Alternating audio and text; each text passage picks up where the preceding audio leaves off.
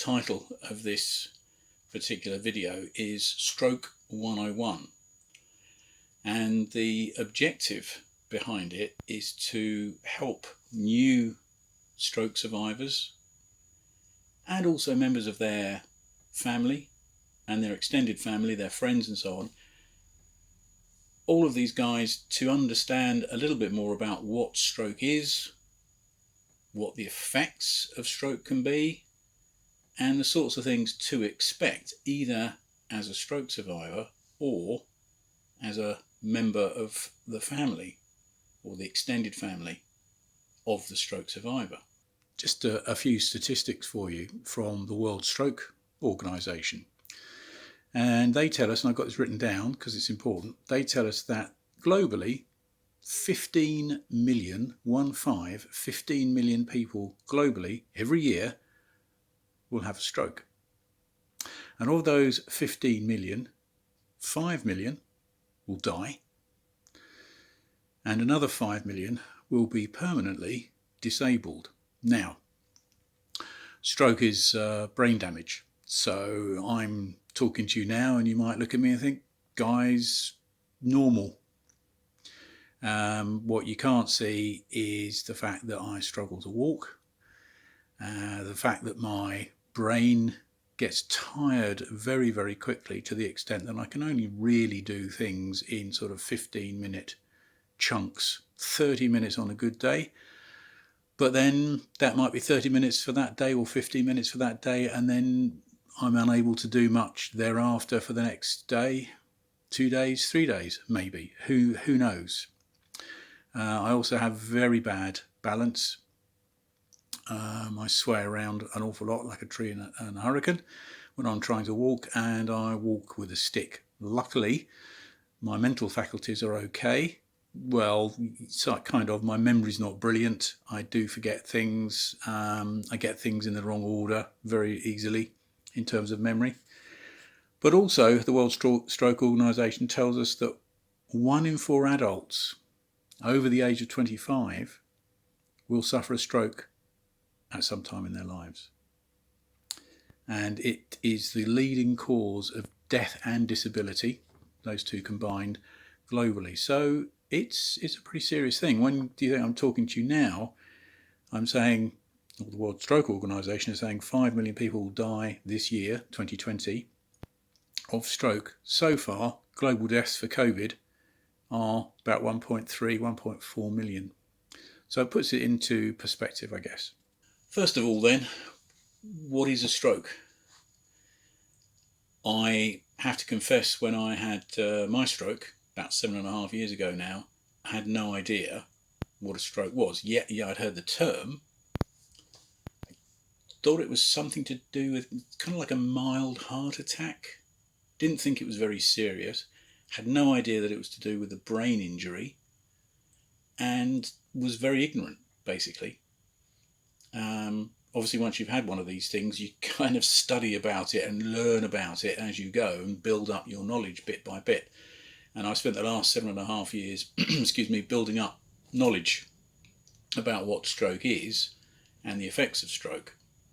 And I see a lot of things on social media, Facebook groups and so on, where people are quite wide of the mark with regard to stroke and stroke recovery, which is be the topic of another video.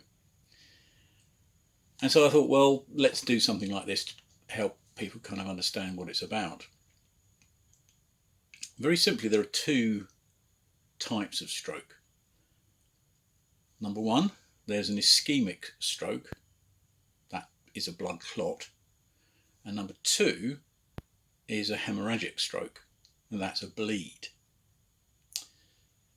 Now, there is actually a third type, having said there's 2, which is a mini stroke, or TIA, that's transient ischemic attack. Transient, temporary, ischemic, well, we just said that's a clot attack. Yeah, okay. We'll come on to a TIA in a minute, but for major full-on strokes, there's 2 types. There's the clot, the ischemic, and the bleed, the hemorrhagic.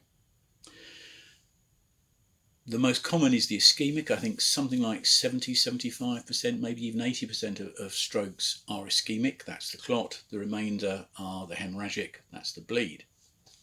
So what's the difference between these two and what's going on? So the ischemic stroke, the clot, that's what I had, is, as you'd expect, a clot forming in a blood vessel in the brain. Now, you might be aware, you may not, but you could have a clot in your leg on a long haul flight, DVT, deep vein thrombosis. That's just simply where a clot has formed in your blood, and rather than it lodging in your brain and causing a stroke, it's lodged in your leg and caused DVT, deep vein thrombosis. Similarly, you could have a clot form and get lodged in your heart. That's causing a coronary thrombosis or heart attack more commonly.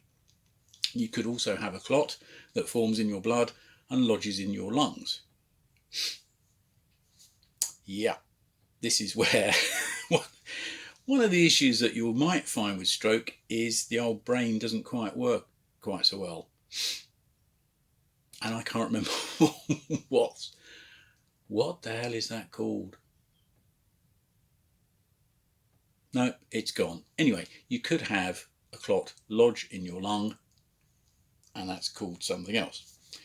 So clots form in the blood, can do anyway, and where they lodge, where they end up, will determine what's happening, whether it's deep vein thrombosis, a heart attack, the lung thing, or a stroke. So that's the first thing to recognise, is stroke is a brain injury. And what happens with an ischemic stroke, the clot, is that clot forms somewhere in the brain and blocks the blood flow. And you may or may not know that oxygen is carried to the brain in our blood, so blood flow to the brain is vital. When blood flow to the brain is blocked or interrupted, that causes problems, because the oxygen is now no longer getting to where it needs to get to oxygenate our brain and keep those brain cells, those tissues alive. If those brain cells and brain tissues are deprived of oxygen, they will die. And if the clot is permanent, like it was in my case, that means that you're going to have an area of the brain, the size and the location obviously dependent upon where the clot was and what it's blocked. Has it blocked something major? Has it blocked something really tiny? That will determine what the after effects, the legacy, as I call it, of the stroke is. The hemorrhagic stroke, on the other hand, the bleed, is exactly what it sounds like. It's an area of the brain. Which can obviously be anywhere in the brain, and a bleed develops. So a blood vessel will burst or rupture, and blood will flow out and seep into the brain, which in itself will cause damage as well, because where the blood should be flowing, it now isn't. It's coming out and going elsewhere. So two things going on there. The blood isn't flowing to the brain, or the areas of the brain where it should be. It's now going to places that it shouldn't. So there's the two differences: the ischemic, the clot, the blockage, and the hemorrhagic, the bleed. Both of these are going to cause brain damage, and the longer, in the case of the bleed, the longer the bleed goes on before it stems, the more damage it will do. And in the case of the clot, the longer the clot is there, the more damage it will do. And that brings us nicely on to the TIA, the mini stroke, the transient ischemic attack. Because what's happening there is there is a clot, but it passes through. It's temporary. It's transient. So you could have a TIA, mini stroke, and the clot blocks 2, 3 and moves on. Probably won't do a huge amount of damage. Might do, probably won't. You could also have the clot block 2, 3, 4, 5, 6, 7, 8, 9, 10, 11, and it move on. Well, that's obviously going to do potentially a wee bit more damage. It's certainly going to give you a headache, may give you some temporary symptoms. Basically, the thing to bear in mind is if that clot is there stuck for longer than a minute or two, you will end up with permanent brain damage. That might be minor and you might not notice long term, but the longer it stays there, the more damage it's going to do. In my case, it was permanent. So it's done some permanent danger. There we go. Permanent brain damage. And that can be seen, in my case, on an MRI. You can't always see the effects of stroke on an MRI because, quite frankly, the technology isn't good enough to zoom in and see the detail of something that might be quite small. In my case, my stroke was in my cerebellum, near my brainstem. That's the part of the brainstem, is the part of the brain that comes down. When you look at a brain, it's the part that comes down in the middle, near the back, and that connects all the spinal cord to the brain, hence the expression brainstem. It's a pretty important thing. The cerebellum, round the back, that looks after things like coordination, balance, spatial awareness, that sort of thing. So I left hospital in a wheelchair. I spent a long time trying to get myself walking again. I can walk now, 7.5 years on. I still walk with a stick. The cerebellum also looks after balance, so I have a lot of vertigo, stuff moves around me, etc., etc. And I have a lot of brain fatigue. I stumble over words, I forget things. You'll see the videos that I do are done over a period of time simply because I can't do anything for more than maybe 15 minutes, half an hour without my brain melting. There you go. So where do we get to? Okay. So brain damage, yeah. So what can be the effects of a stroke? Well, that depends. As maybe you can tell with me, my cognitive function seems okay. Apart from the fact, as I said, I get very fatigued very quickly. This fatigue, not physical fatigue, which I've never experienced before till having a stroke. And it's just weird when, you find yourself slumped, tuning out of a conversation, and your wife is nudging you, going, "You okay? You've tuned out, haven't you? You've gone." Or you just have a headache for 5 days in a row. I equate it to being, think of the worst hangover, assuming that you drink. Think of the worst hangover that you've ever had. Got it? Okay. And now imagine you've got that pretty much permanently. And on bad days, it's the worst hangover you've ever had all day long. And on good days, it's the worst hangover you've ever had for an hour or two here, then a bit of relief for an hour or two, then an hour or two, and then it comes on it. So it comes and goes. On good days, it comes and goes. On bad days, it's there all the time. And on bad days, it can be there 3 or 4 days. And the worst I've ever had is several days of the worst hangover you've ever had, 24/7. So it varies. But in terms of the sorts of things that people have is mental, emotional issues and physical issues. And that will depend on simply which part of the brain has been damaged. What does it look after? Well, it looks after emotions. So I've got some anger issues, I've got some depression, I've got some anxiety, whatever. It looks after, it's the occipital lobe around the back. I had a lot of swelling around the back. I had to have 6 hours of brain surgery, some skull removed and what have you. And I had double vision because my occipital lobe around the back here, which is just above the cerebellum, when my brain swelled because of the blockage, it pushed on the occipital lobe. And I had double vision, both horizontally and vertically at the same time. That's a great experience, let me tell you, for about a year. And then my eyes gradually over that period of time reverted to normal, but it's no fun reading a book or trying to with an eye patch over this eye. So you're reading through one eye, and you last about 5 minutes, then you put the eye patch over the other eye and read for another 5 minutes with this eye, and that's you done. That's the day over, basically. Happy days. So there can be a whole range of emotional issues, as I say, anger, depression, anxiety, mood swings, irritability, all kinds of stuff going on. And they're really quite challenging to face up to, because day one, you can see the physical stuff. Day one, you're still trying to process what's happened. So the mental, emotional issues, from my experience anyway, took a lot longer to come out. I have still quite bad anxiety. I never really suffered with anxiety prior to having a stroke. I have anxiety now. I'm on meds for anxiety, as well as blood pressure and stuff to prevent my blood from clotting. They're not blood thinners, they're antiplatelets. It stops the platelets from sticking together, which I didn't know, but I had quite sticky blood, which wouldn't have helped the clotting situation.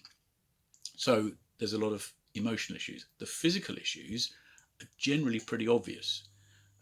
So you can have issues with walking. You can quite commonly have what's called spasticity, which is a weakness down one side of the body. So you might see people kind of like a bit like this. It's because they can't move their arm, they can't open up their hands.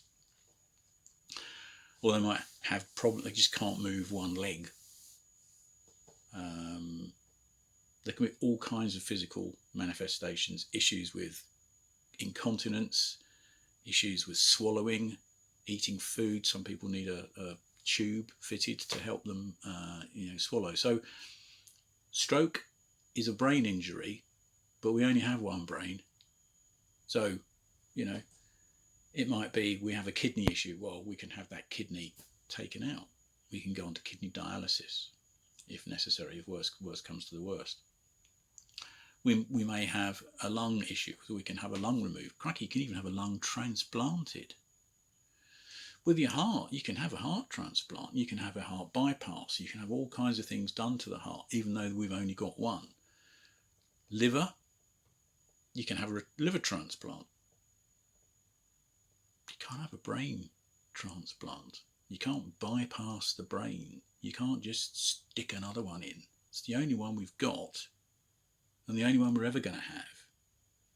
Despite incredible advances in medical technology, what's in there, which does everything, it processes all our senses.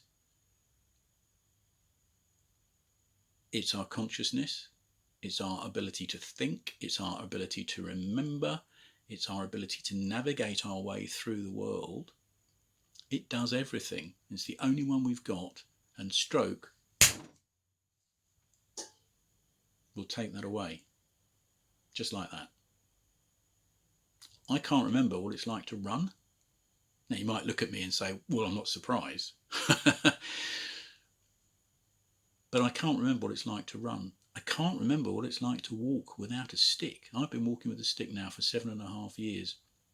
And other than shuffling around the house where I know it's nice and level and there's no carpets or rugs to trip me up, and I can nudge this door frame here and just keep myself on the straight and narrow, I have no idea what it's like to walk out in the big wide world, walk around a town, go into shops, that sort of thing, without a stick. I can't remember what that's like. I certainly can't remember running. I can't remember what it's like to walk around a golf course. 7.5 years, it goes. So you kind of adjust to your new normal. More on that in future videos. So we've established two main types of stroke: ischemic, the clot; hemorrhagic, the bleed. There's also this TIA, mini stroke it's called. That's a transient, that's a temporary blockage, but the less temporary it is, the more damage it will do. So it's possible to have a TIA, technically, but still have a nasty legacy from it. Let's not minimise that. And a mini stroke is kind of seen as a warning of maybe nasty things to come in terms of a full stroke. And we've established that depending on where the stroke is and what damage it's done will determine the legacy that the stroke survivor has. So for families, when you visit your loved one in hospital after they've had a stroke, bear in mind they are trying to understand just what the hell has gone on. Why am I here? Who are these people? Surely I'll be back at work next week, won't I? I've been ill before. Be back at work next week or the week after. I remember vividly sitting up in bed in the neurosurgery ward, having had 6 hours of brain surgery, emergency brain surgery, because it's like, if we don't operate, he's going to die. I don't remember any of this. Got 5 missing days of when I was slowly going downhill until they operated and saved me. But I remember sitting up, tubes coming out of everywhere in bed, thinking, should be out in a week or two, be back at work probably in, I don't know, 3 weeks, something like that. I was a professional musician. I was drumming, teaching and playing in bands. So I was thinking, where is it? Early June. Schools go back September. Yeah, I'll be back teaching in September. And gigging, that might take a bit longer because of lifting stuff and plugging stuff in and, loading up the car and unloading the car. That might take a bit longer. But October should be good. That was 7.5 years ago. Haven't worked since. Haven't been able to. Just not able to do so. So just bear in mind your loved one will be trying to process and work. And all the while you try and communicate with them, and they're not necessarily responding to you because maybe they can't, maybe they've lost their speech, maybe they're struggling to process what it is that you're saying. But as a professor of neuro rehabilitation said to me, your brain's had a really good kicking from the inside. And just remember that about your loved ones. Their brains had a really good kicking from the inside. And if they were mugged on the street and had their head kicked in, you wouldn't be the next day visiting them in hospital, expecting them to talk to you and understand what you were saying and all the rest of it, because they'd have cuts, abrasions, black eye. They'd look like they'd had their head kicked in. And part of the difficulty is as a family member of somebody who's had a stroke is they don't look like they've had their head kicked in. They have, to all intents and purposes, but they don't look like they've had their head kicked in. They look fairly normal. And therefore we treat them, understandably, fairly normally. Just give them time. Be patient with them. Their brains had a good kicking from the inside, and it needs time to sort itself out. Stroke recovery, such as it is a journey, not a destination, something that we'll talk about in another video, but it's very long term. You might make quick gains initially, but generally for most people it's a very, very, very long process. And if you look upon recovery as getting back to 100% how you were before the stroke, and you've had a full stroke as opposed to a TIA, you might have to consider the possibility that you might not get back exactly how you were before, mentally, emotionally, or physically. There will be probably some long-lasting defects, legacy of the stroke, as I call it. I try not to use the word disability, but that's why I say deficits, legacies.